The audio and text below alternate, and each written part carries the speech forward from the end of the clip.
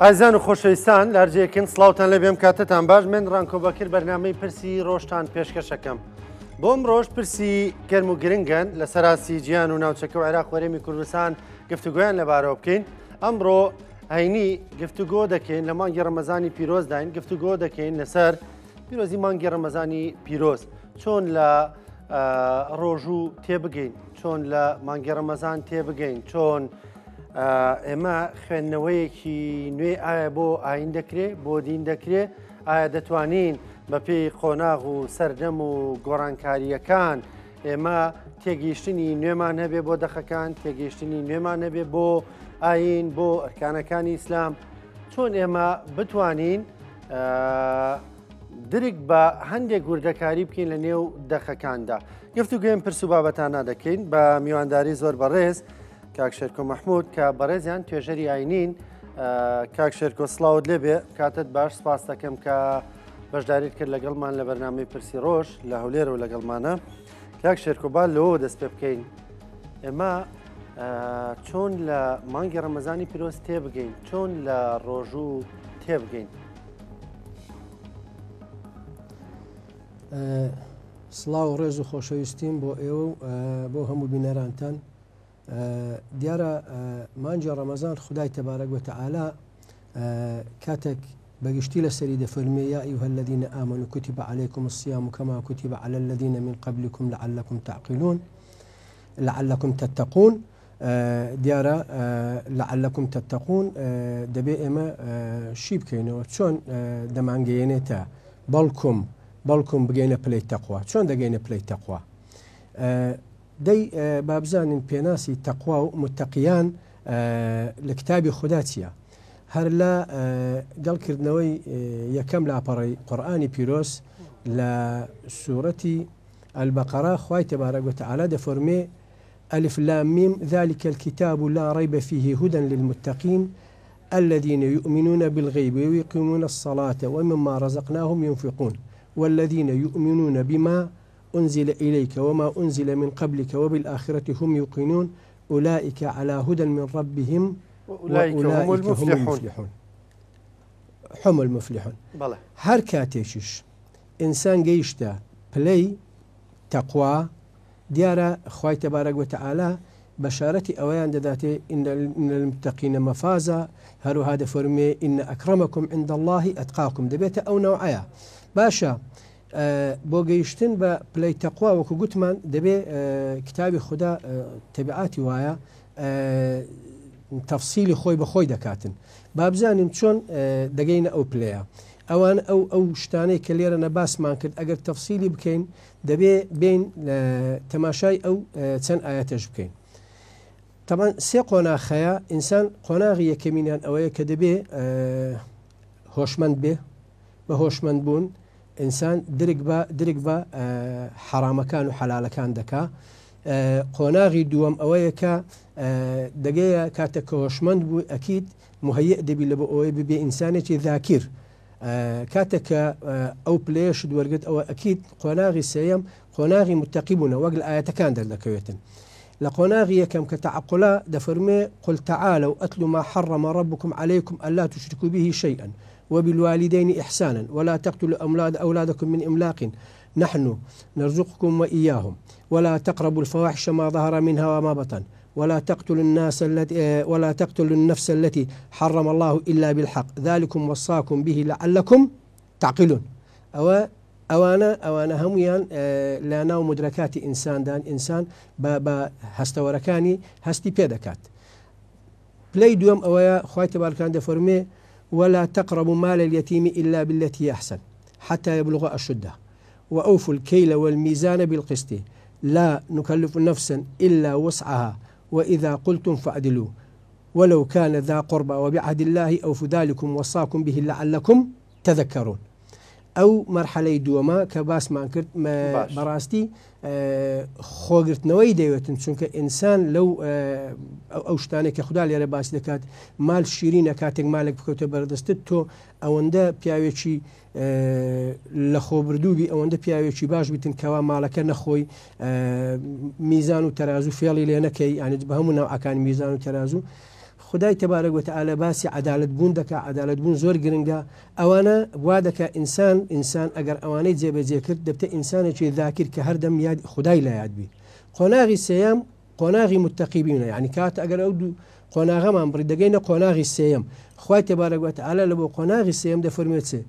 وأن هذا صراطي مستقيما فاتبعوه ولا تتبعوا السبل فتفرق بكم عن سبيله ذلكم وصاكم به لعلكم تتقون يعني خدای تبارك وتعالى خطا عامەکانی ئەوانە من لە بۆ دیاری دەکا کە ئەوانە ئەو شتانن کە ئینسان پێویستە خۆیان لێ پارێزی کاتە خۆیان لێ دەپارێزی بە مەرحەلەی دوم دەبتە ئینسانێکی زاکر کە بۆ ئینسانێکی زاکر یعنی کەواتە ئەو لەسەر سراتی مستەقیمی خدایە دەگاتە پلەی متقی بوون. باشە کەواتە ئێستا بە پێ و پێناسانی کە کردت تێگەیشتین کە دەڵێن ئینسانێکی متقی ئەو مەرجانەی تێدا بێ ئەوانەی کە باست کرد بە پێی دەقەکان. ئێمە با دیسان بێمەوە سەر ئەو پرسیارم ینی چۆن لە ڕۆژوو تێبگەین ینی حکمەتی ڕۆژوو لەسەر مسلمان لەسەر ئەو کەسی کە واجبە بێ لەسەری چییە؟ بزانە ڕۆژوبوون طبعا منزومەکە هەروە ئاسان نییە چونکە ڕۆژوبوون کۆمەڵێک شەرت و شروتی هەیە ستا لە بۆ نمونە ئینسانی نەخۆش و مسافر ئەوە بە ڕۆژوو نابێ هەروەها ئینسانێک کاتێک کە بێوێت لە جیاتی بە ڕۆژوبوون فدیە بدا ئەوە فدیە دەدا بە ڕۆژوو نابێ بەڵام خۆی ڕۆژوبوون وەکو گوتمان تەنها لە بۆ ئەوەیە ئینسان بگەێنێتە ئەو ئاستەی متقی بیتن ئەگەر ئینسان توانی بە ڕۆژوو بیتن ئەو خۆڕاگری لە خۆیدا هەبیتن ئەوە خوای تبارك وتعالى ئەکید بەرەو ئەو سێ خاڵەی دەباتن کە باسما کرد ئەو سێ خاڵەش ئەوەیە کە ئینسان لە هەموو ژیانی هەوڵی لە بۆ دەدا لە بۆ خاتر ئەوەنی ئاخرەتەکەی پێ خۆشبەختی بێ. باشە کەواتە کاک شێرکۆ ینی دەڵێ ڕۆژوو ئینسان دەکا بە ئینسانێکی متقی ئایا کۆمەڵگای ئێمە باوە باس بکەین کۆمەڵگەی ئیسلامیش بە گشتی لەم پەیامەت یەگەیشتون ینی ئایا ئەو ڕۆژوە توانیوێتی ئەو هەموو متەقیەمان بۆ دروست بکە ئێمە کە بە ڕۆژوە بین پرسیارێکی زۆر لە جێە بەڵێ پرسیارێکی زۆر لە جێە بەداخەوە ئێمە وەکو ئەوەی کە دیارە بوونە خاوەنی دوو منهج لە دینەکەمان لە پەیامی خوددا یەکێکیان ئەوەیە کە ئیشکردن بە حادیسەوێکیشیان کەوە ئیشکردن بە کتابی خوددایە کاتێک کە کتابی خوددا ئیشی پێ بکرێ ئەکیت ئەو شتانە هەمویان لە شوێنی خۆیان دروست دەبن بەڵام کاتێک کە دین ئەوەی کە ناوێن لە وەحی دووەم بە وەحی دووەم ئیش دەکەین ئەلەو حالەتە کێشەمان لە دروست دێنێ هەستا لە بۆ نمونە ڕەمەزان ئەگەر ئینسانی سادە بیگرێ و بیگاتە ئەو پلەیە هەردەبێ یەکسەر پرسیار بکەین بڵێن ئەرێ کاکە جان ڕەمەزان ئەوەیە کە ئێستا ئێمە دەیگرین یعنی شتێک هەیە مانجێکی خلاوەبی بەناو هەمومانکاندا دابگەڕێ ئایا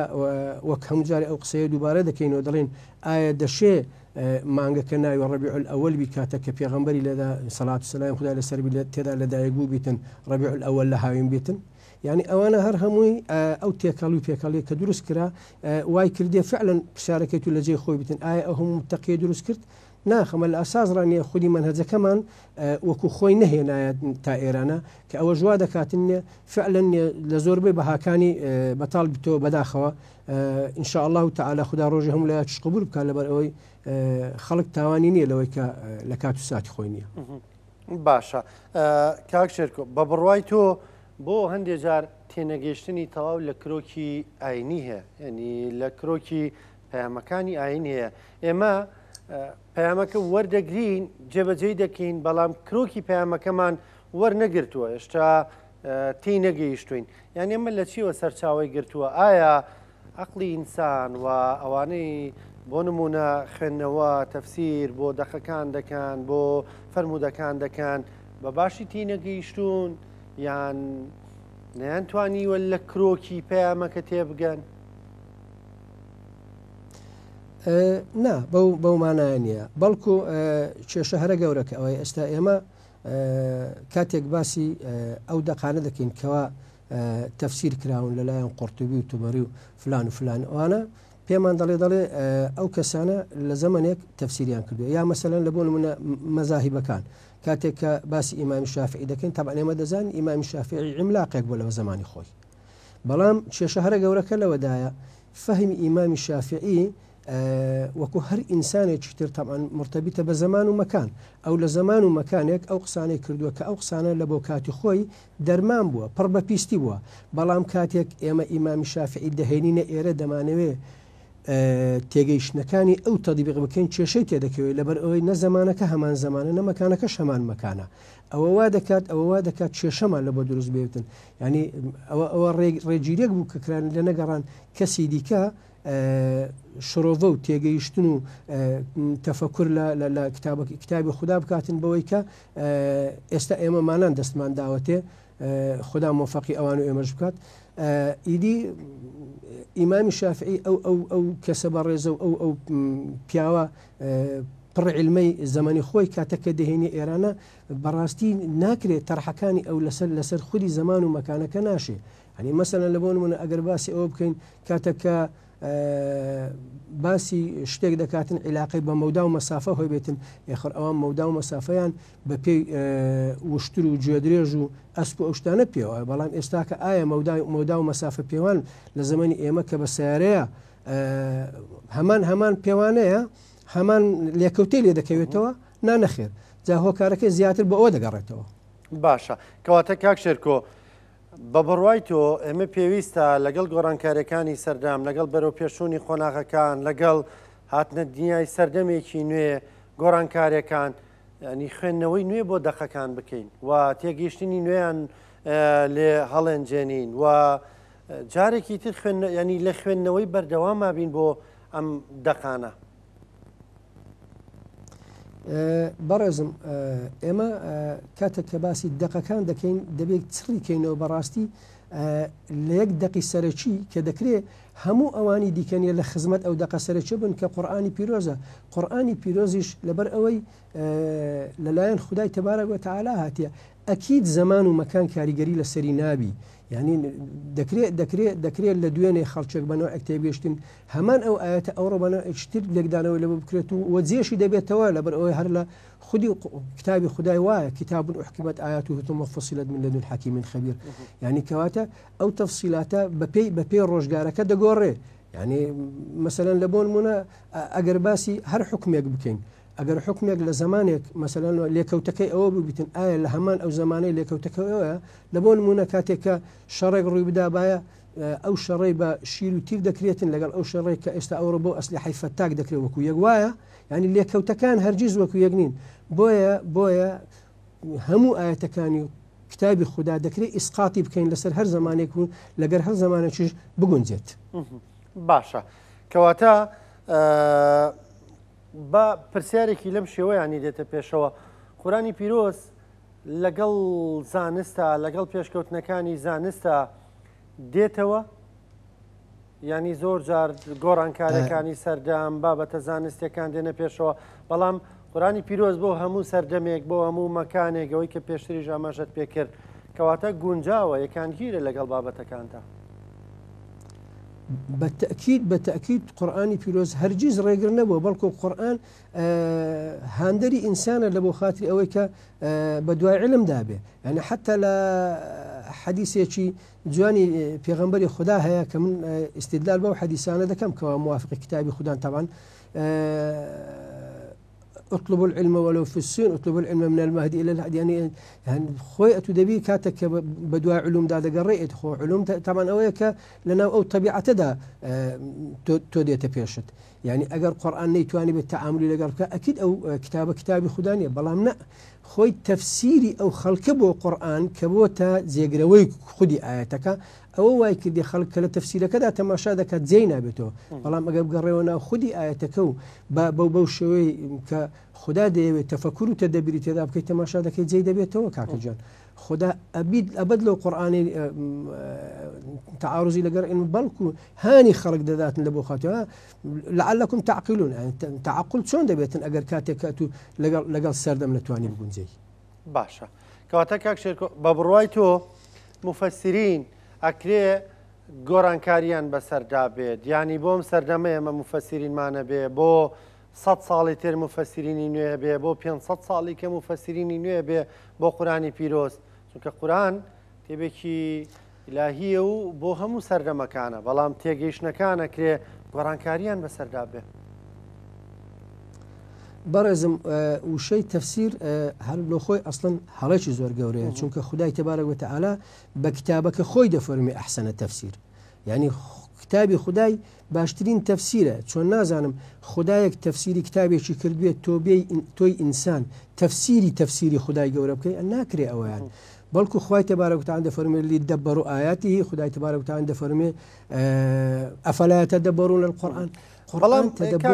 مەسەلەن قورئان تەفسیر ناکرێت باشە خۆ هەموو کەسیش ینی هەموو کەسیش ڕەنگە فامیەوەی نەبێ بە باشی لە ئاەتەکانی قورئانی پیرۆز تێبگا خۆ پێویست بە خەڵکێکی تر دەکا کە شارەزاییەکی لەم مەجالەیە ینی لێکدانەوە بۆ قورئانی پیرۆز بکە. جاخۆ ئەویان باشترین شتەکە جەنابەت باسی دەکەی بەڵێ خۆ هەموو کەسێک ئەهلی ئەوە نیە ئێستا لە بۆ نمونە هەمانە دکتۆرێکی زۆر سەرکەوتووە لە بوارەکەی خۆی بەڵام خۆ مەرج نییە لە بواری قورئانی پیرۆزم یعنی کەواتە ئەمە هەمومان یەکتری تەواو دەکەین ئەو خەڵکەی کەوا قابلیت و قدرەتی هەیە خدا ئەو بەهرەیە پێبەخشێ کەوا تەدەبر لە قورئان بکات با ئەو کاری ئەوە بێتن خەڵکەکەیت کە لێی وەرگرن بەڵام کاتێک کە دەڵێن تەدەبر ئەوەیە ینی دەشێ ئەوەی ئێستا ئەوڕۆ لای ئێمە ڕاست بێ و سابت بێتن بەڵام پاش 50 ساڵی دیکە بە پێی لێکەوتە علمیەکان بە پێی لێکەوتە کەونیەکان پێویستی بەوە بێتن نییە شتێکتری بە ئیزافە بکرێتە سەر نەک ئەوەی پێشترێ بە هەڵەدا بێت بەڵکو ئیزافەی بکرێتە سەر ینی ئەو فەهمە فراوانتر بکرێت. باشە کاک شێرکۆ تۆ زۆر جار لەگەڵ با بڵێن دەخەکانی قورئانی پیرۆزدا هەندێک جار هەندێک خوێندنەوەیان بۆکەی کە ڕەنگە خەڵکی دیکەش کردی بێتیان لەسەر ئاستی ژیانیان لەسەر ئاستی ناوچەکە لێرە و لەوێ نووسری دیکەش توێژەری دیکەش لەما بەتانیان کردی بێ بەڵام لە کۆمەڵگی ئێمەدا زۆر بڵاو نین یاخود زۆر باز نەکراون ینی بۆ نمونە بەڕێزت لەبارەی لەیلەة القەدری خەیر من ئەلفی شار چەند ڕۆژێکی ترمان ماوە بۆی کەیتر دەگەینە بیستی ڕەمەزانی پیرۆز و ئەو دە ڕۆژە دەوترێ لەیلەة القەدری تێدایە ینی خوێندنەوەیەکی تایبەتت هەیە بۆ ئەم ئاەتە لە قورئانی پیرۆز پێ دوایە ئەوانەی کە ئەمە وارێک دەدەنەوە کە ئەو شەوە خێری 1000 مانگی هەیە ینی بە هەڵەدا چوون بزانە برایەکەم باسەکە باسی ڕاستی و هەڵە نیە باسەکە تێگەیشتن لە خودی ئەو چەند ئاەتەیەکەوە پێکاتەی سوورەتی قەدر خوای تەبارەک و تەعالا کاتێک کە دەفەرمێ لەیلەة القەدر خەیر من ئەلفی شەهر خدای تەبارەک و تەعالا لە هەموو قورئانێ تەدەبر لە قورئانێ وا دەکرێت لە هەموو قورئانی کە تەماشا دەکەین ئەگەر وشەی خەیر هات بێ ئەوە لە دوای ئەو دیاری کردێ خێر بۆچێ مثلا دەفەرمێت خەیر لەکە من الأولى لە جێشکە دەفەرمێ خەیر لەکم لە جێشکە دەفەرمێ لەکانە خەیرا لەهم یعنی هەمیشە ئەو پاشگرەی پشتی دیاری دەکە خێرەکە بۆچەیە بەڵام لە ئەو ئاەتە خەیر من ئەلفی شەهرین خوای تەبارەک و تەعالا نافەرمێ خێرترە بۆچێ بەڵکم دەفەرمێ خودی شەوەکە خێرترە لە 1000 مانگ ئەگەر شەهر لێرە بە مانای مانگ بێ ها چونکە ئەوە زمانە لە بۆی هەیە شەهر لە ئیشهارەوە لە ئیشتیهارەوە هات بێت لە شۆرەتەوە هات بێت یعنی کەواتە ئەو شەوە خێرترە ئەگەر وەکو ئیفتراز بڵێن با لەگەڵ 1000 مانگی بیتن لە 1000 مانگ یعنی کەواتە خوای تەبارەک و تەعالا دەفەرمێ ڕوح و مەلائیکات لەو شەوەدا دادەبەزن لە بۆ چێ من کولی ئەمرین لە هەموو کار و کردەوەیەک دادەبەزن بۆچی بۆ هەموو کار و کردەوەیەک دیارە کار و کردەوەیەک گەلێک هەیە دێن لەسەر زەوی دەیکەن ئەگەر تەفسیلی ئەوە ببورە ئەگەر ئەوە بچین تەماشا بکەین لە دخان حائم الكتاب المبين إنا أنزلناه في ليلة مباركة إنا كنا منزلين لەوێن دەرێت تەماشا دەکە دەفەرمێ فيها يفرق كل أمر حكيم يعني کەواتە ئەلەوێن دەرێ هەموو ئەو ئەمرە حەکیمانەی لەو شەوەدا کاتێک مەلایکەت و ڕۆح دادەبەزن نییە تاوتوێی دەکەن بۆ نەڵێن ئابدێتکردنەوەی گۆی زەویە لەبەرەوەی خوای تبارەک دەفەرمێ لا تفسیدوا الأرض بعد إصلاحها یعنی ئەو ئیسلاحە بەردەوامە دەیکەواتە بۆ ساڵانە ئابدێتکردنەوەی گۆی زەوی نەبێ ئەوە چه عیلاقەی بەوە نییە کە کەسێک لەو شەوەدا دابنیشێ دەی ئەگەر کابرایەکی کرێکاری ماندووی ڕۆژانە ئەگەر ڕۆژانە ئیش نەکە نان نێبی خوات ئەو کابرایە کرێکارە ناتوانێت دابنیشێ بەڵام ملیۆنێرێک کە هیچ ئیژناکە شەوەکەی دەخەوێت دەتوانانی ئەو ڕۆژە یعنی خدا پشتەوانی لەوێ هێدەکاتن ئەو هزار مانگەی بە قسمت بکە بەڵام پشتەوانی لەو فەقیرە ناکات ناتوانێت دابنیشێ بۆیە ڕێی تێناچێ نەبەوەی کە تەفسیلەکەی لە دوخان هاتیە نەوەی کە ئەگەر بچینە ناو خودی ئاەتەکانی لەیلەتول قەدرش بۆیە لەیلەتول قەدر خەیر من ئەلفی شەهر بەڕای بەندە ئەوەیە کە شەوێکە شوهرەتەکەی ئەوەندە گەورەیە ئەوەندە دیار و ئاشکرایە شوهرەتەکەی ینی ئیشتیهارەکەی کەوا زۆر گەورە و مهمە زۆر گەورە و مهمەکەشی من وەکو خۆم تەنها لەوەی دەبینەوە ینی کاتە کە مەلایکەتدا دەبەزن ئەو شەوە ئابدێتێکی گۆی زەوی بکەنەوە لە خواری بیجۆڕنەوە سەر شتە ئەساسیەکانی خۆی هەروەکو چۆن مەسەلەن لە تەشبیه نەبی لە کۆمپیوتەرەکانمان لەو شتانە دەیکەین باشە کاک شێرکۆ دەڵێی ڕێی تێ ناچێ بۆ نمونە کاتێک بەراوردێکی ئەوەی دەوڵەمەندەکەت کرد لەگەڵ لە ژارەکەدا ڕێی تێ ناچێ ئەمەی کە دەیڵێی کاتێک لە دادپەروەری خوای گەورە ڕادەمێنی ئەم قسەیە دەکەی یعنی دەتوێ بڵێ لەگەڵ عەدالەتی خوای گەورەدا نایەتەوە ئەمە یان چی؟ بێگومان مەبەستم ئەوەیە خودای تەبارەک وەتەعالا هەموو بەندەکانی خۆی خۆش دەوێ هەموو بەندەکانیش وەکو یەک دروست کردیا بەڵام کاتێک کە دێن لەسەر زەوی تەفاوت لە شێوەی مەعیشەتیان دەبێ ئاخر هەر کەسێک بیر بکاتەوە کاتێک ئەو شەوە ئەوەندە گرنگ بێ و کابرایەکی فەقیر نەتوانێ بیکە یان نمونەیەشکێ بێنینەوە کابرایەک دەڵێ هەر نوێژێک لە حاج بە 100,000 نوێژە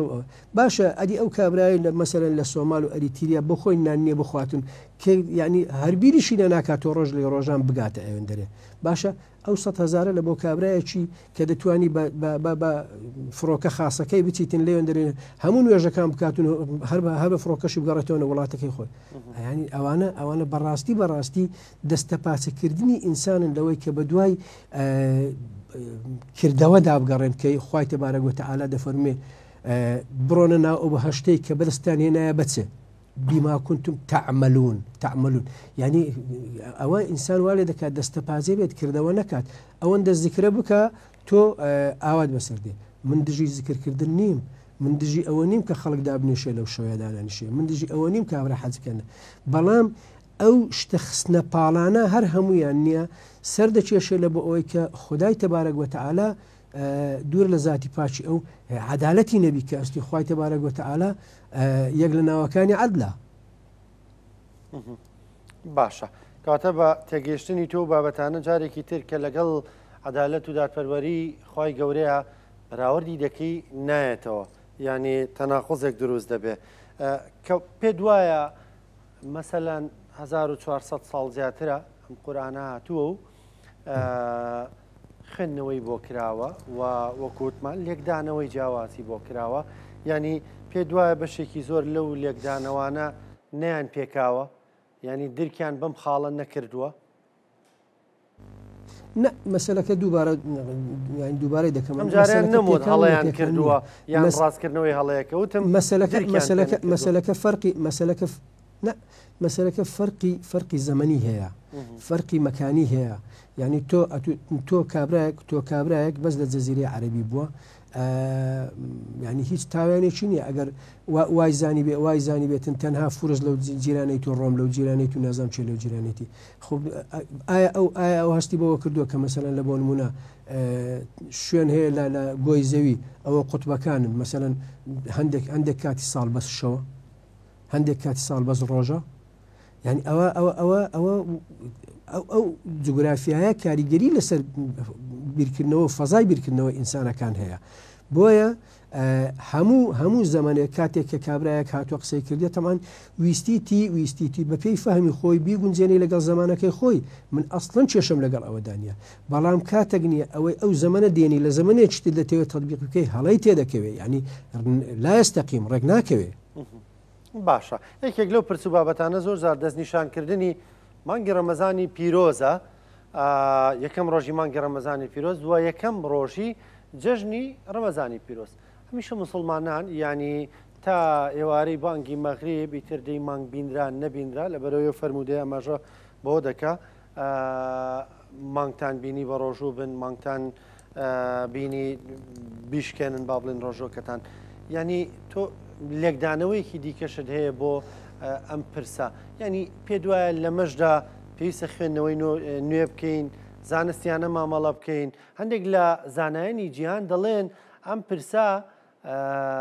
ئەگەر خوێندنەوەیکی فەلەکی بۆ بکەین جیاوازە لە خوێندنەوەیەکی زانستی.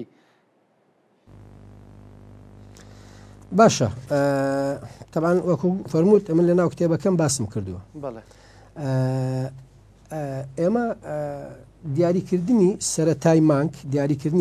مانگ هەڵبەتە شتێک نییە مەسەلەن لە بۆ نمونە ئاەتی لەسەر بێ یاخۆ مەسەلەن علمیان پێت بڵێ ئیلا دەبی لەو کاتە مانگ دیاری بکەیت یعنی وەکو سەرەتا بۆچی سەرەتای دیاریکردنی مانگ لە کاتێک بیتنکەوە مانگ لە خراپترین کاتی خۆتی چکە دەزوولەیە لە کاتی هەبوونی هەر تۆز غوبارێک هەر هەورێک ئەوە نادیترێ چ جای ئەوەی تۆ بڕۆ زەمنێک ئەو زەمەی خۆمان لە زەمنێک ئەو قورئانەدا بەزیوە کابراایەک بەتەنیا یا چەند ڕەشماڵێک بەیەکەوە لە دۆڵێک دەوار نشین بوونە ئەوەنە چیان هەبووە حکومت هەبووە لزنەی فتووە هەبوو چێ هەبوو ینی مەسەلەن لە بۆل بوونە ڕۆژەکەیان لە بۆ دیاریکۆ کاتێک کە ناشی بینن پێت دەڵێ با مانجی شعبان سیتەوە بکە کاکە جان ئەتوو 3 ڕۆژ 4 ڕۆژ لە سەر یەک نییە ئەو وەزع بووکەوە ئاسمان نەدیترا چۆنت زانی کامە ڕۆژ بکەیە کۆتایی شعبان ینی ئەلێرانە دەبێت ڕۆژێک بێتن نیە ینی هەموو کەسێک بتوانێت ئەو ڕۆژە بتوانێت ببینێ ئەو ڕۆژە بتوانێت دیاری بکاتن ینی کابرا لە هەر کوێی دنیاوی پێویستی بەگەڕانەوە لەبێ بۆ کەس ئەوەشە کە خودای تەبارەک وە تەعالا باسی ئیتیساقی مانگ دەکاتن کەوا خوای تەبارەک وە تەعالا باسی بەدری پڕ دەکاتن ئەوەی نیوەی مانگ کە ئێستا ناوی لەندرا نیوەی مانگ لەبەرچی لەبەر ئەوەی ئەو کاتە مانگ لە خڕترین ئاستیدایە لە پڕترین ئاستیدایە یعنی کەواتە هەرچەی تەماشای ئاسمان بکات مانگ دەبین بە تایبەتی تەبان بە تایبەتی ئەگەر ڕەمەزان ببینەوە ئەو شوێنەی خۆی کە لەو شوێنەی خۆی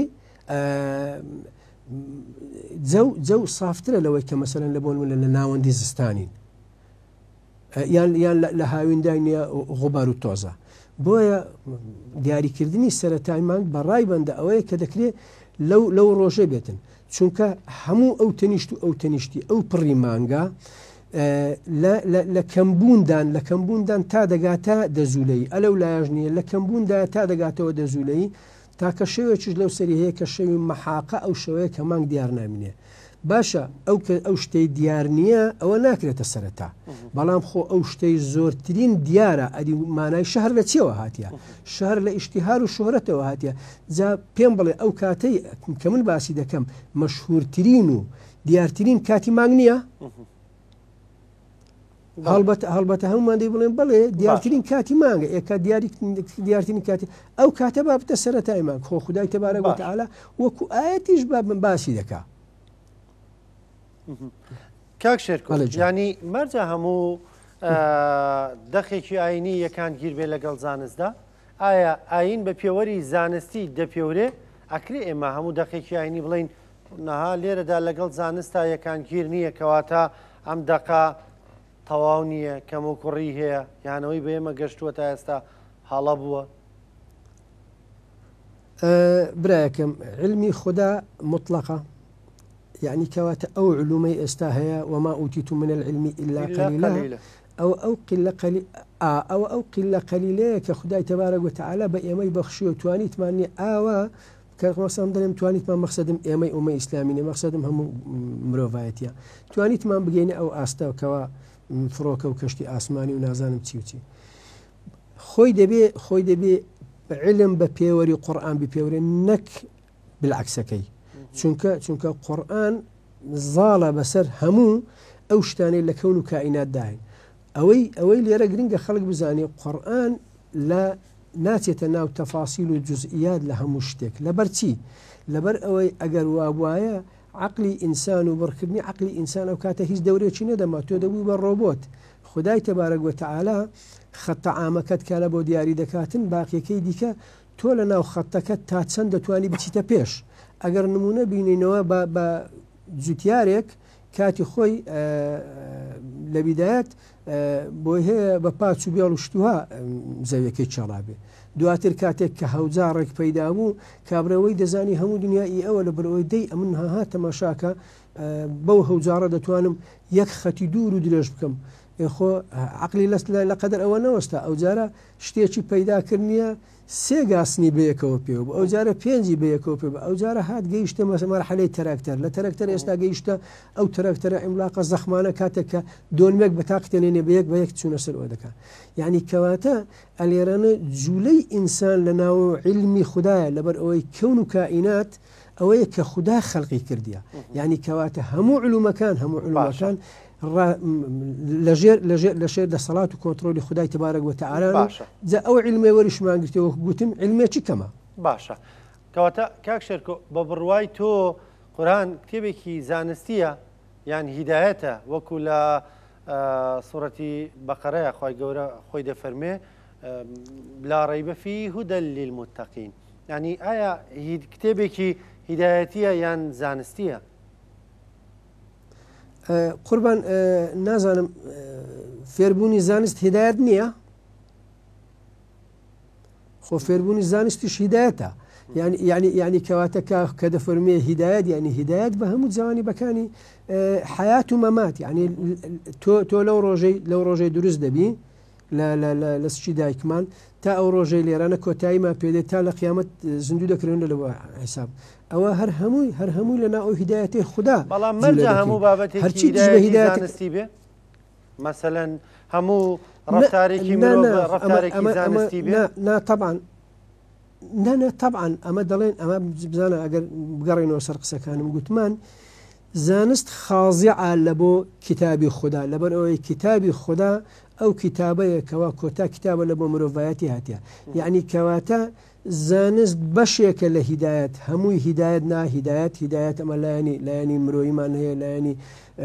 علمیمان هەیە لایەنی فەلسەفیمان ینی هەموو جانیبەکان ستا لە بۆ نمونە ئەو کەسانەی لایەنی ئیجتیماعیان سفر دەبێتەوە لایەنی کۆمەڵایەتیان ئەستاتنەها مجتەمەعات هەیە نییە خەریکە نییە ئەسڵەن لێکدا دەبڕێت نییە تووشی ئینفیساڵێک بۆ نیە هەر لە ناو یەکتری ناژین ئاگایان لە یەکتری نەمایە تەفاوتێکی وا دروست بە ئەوانە هەر هەموو لایەنەکانی ژیان بە علمیشەوە ئەوانە لە بن سێبەری کتابی خوددان باشە کاک شێرکۆ ئەنیێمە با بکەم بە دواپرسیارم کورد دەڵێ لەگەڵ عام دەچمە شام ینی ئەمە لادان نییە لە عام یان ئەوەی کە تا ئێستا گەشتووە بە عام هەڵە بووە بێ ڕاست بکرێتەوە یان ئەگەر بە هەڵە ناوی نەبین تێگەیشتنێکی ئەکرێ بڵین لەگەڵ سەردەمەکە نەبووە کە تا ئێستا پێمان گەشتووە یانی هیچ ئایبێت تێدا نییە ڕاستی بکەینەوە هەندێک کە تا ئێستا بە ئێمە گەشتووە باڵە پێمان گەشتووە لەگەڵ سەردەمەکە ناگونجێن ئەکرێ ڕاستکردنەوەی بۆ بکرێ کرێ خوێندنەوەی جیاوازی بۆ بکرێ ئەمە بەلادان لە عام لە هێڵە گشتێکە ئەکرێ نایبەرین ئەم هەوڵانەی بەڕێست و ئەم جۆرە خوێندنەوانی کە لێکدانەوەیکی جیاوازترە لەوەی کە تا ئێستا بە عامەکە گەیشتووە خۆی دەبێ بابەتەکە دیاری بکەین مەسەلەن لێکدانەوە جیاوازەکەی من لە چی مەسەلەن لە ڕۆژوو لە حەج لە نوێش ئەوانە هەریەکی بابەتێکی مختلفن بەس ئەگەر بە شێوەیەکی گشتی وەڵامت بدەمەوە من بەش بە حاڵی خۆم هەمیشە دەڵێم من فەقیه نیم مفتی نیم عالم نیم زانانی من کابرایەکم عاشقی کتابی خوددام ئەوە چەندین ساڵە لەگەڵ ئەو کتێبە دەژیم ئەو کتێبم چکە زۆر جارەنگلی ئەو لێکن دەڵێن ئاەتەکەت بە هەڵە خوێندەوە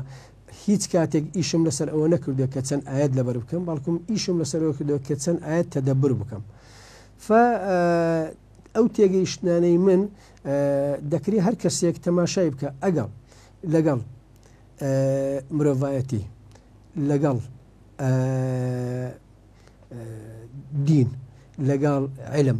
لەگەڵ هەموو دابوونەریت لەگەڵ هەموو ئەو شتانەی کە ئەو باوەڕی پێی هەیە شیاوتر و گونجاوتر بوو ئەوە باوەری بگرێ ئەگەر باوەری نەگرێ من کەسم ملزەم نەکردەوەری بگرێ ستا ئەگەر دەرفەت مابی مەسەلەن لە بۆ نمونە کاتێک کە بەس باسی ڕۆژوو بکەین لە بەرەوەی پرسیارەکەت مەمەسەڕی بکەمەوە باشە ڕۆژوو کاتێک ئەوها خولاوە دەبێت کابرایەکی قوتبەکان لێت دەپرسێت دەڵێ کاکە جان لای من شەوە چۆن مەسەلەن لە بۆ نمونە ئەمن حتى يتبين لكم خيط الأبيض من الخيط الأسود من الفجر أم شلون دياري بكم أي إوارك أتم الصيام إلا الليل إلا الليل لأن بخم لنا وليل لا درجيم يعني أمن لا لا لا لا روجي بخشيني كتابكم برادركم لا يندريبو لا لا ألمانيا درجي ليرة الإسلام لبويها طبعا أو بكابرايا 2 سال بيجستا تلفوني لبو من كرد قلتي ما مستعمل 22 ساعات بروجي دبم ليرانا طبعا بروجبوني 22 ساعة دوايا يعني براستي راوستاني كليل دوايا أدي تسبكين قلتم أي أواني علماء كان السعودية دلين أو بكا قلتي آخر نازانم تو بيدوايا راز بمش قلتم نا ولا راز نية لبن أوي كاتك دلين لقى نزيكترين ولاتي إسلامي بيشتينا كتركيا نزيكترين لأوروبا يعني أو كاتك دبي الساعة 2 سنين ورو بيشتيني أدي أتم الصيام إلا الليل كوالايتو يعني تماشاك أجر بيو أما بما نوي خواي تبارك وتعالى فرمي وما أرسلناك إلا رحمة للعالمين أو دين الرحمة للعالمين شاء يخور دبي أو دين بكلك أو كابرايا إيش ببرايكم بلان فرم ورا رمضان دبينه أو شوني خوي كوا يعني لزماني بيغمبري آياتي شي لسرا لزماني بيغمبري لشر بدر وتبوك ويرموك حتى زمان إمام عمريش تنها لا پاییز دابووە یعنی کەواتە ئەگەر ڕەمەزان من بردەوە لای مانج و نۆدا ئەلەو کاتە خۆ هەموو کەس دەزانی دوو ئینقلاب هەیە لە گۆی زەوی و ڕوودەداتن یەکێکیان پاییزیە یەکێکیان بەهاریە کاتێک کە لەوێن دەرێ لە کاتی ئینقلابەکە کەواتە ئەو کاتە چییە خۆر لەسەر خەتی ئیستوا بە ستونی دەڕوات کە خۆرە لەسەر خەتی ئێستانی ئەو تەنیشتی گۆی زەوی شەو ڕۆژیان وەکو یەکی لێ دێتن یعنی لە دوورترین شوێن 20 دقەیەک فەرق ناکات یعنی کەواتە ئەلەوێن دەرێ هەموو گۆی زەوی بەبێ ئەوەی کێشەی لە بۆ دروستبی دەتوانێت بە ڕۆژی بێ ئایا ئەو تێگەیشتنی ئێمە جوانتری و باشتر نییە لەوەی کە کابراایەک لە ئەوروپایە لە شەوە بەوەرە لە شەوتۆ بە ڕۆژی بە آخر براكم أو دينك عالمي بيت دبي بكلب جويزة يبيتن أو أو تيجيشنا نوي مخو كسي ورينا عقلتن مالي أوابتني ميز مشكلة مانيا بلان باب داوي دعاء خير ما لبوب كاتن لزياتي أو يقصي ناشر ما بيولا. أخوي جورد فرمد إن هدينا السبيل إما شاكرا وإما كفورا. زۆر بەڕێز کاک شێرکۆ محمود توێژەری ئاینی سپاس دەکەم سپاس کە بەشداریت کرد لەگەڵمان لە بەرنامەی پرسی ڕۆژ خۆشەویستان تا پێتانەگەینەوە بە یارمەتی هاوکارانم کاتێک خۆش خواتان لەگەڵ.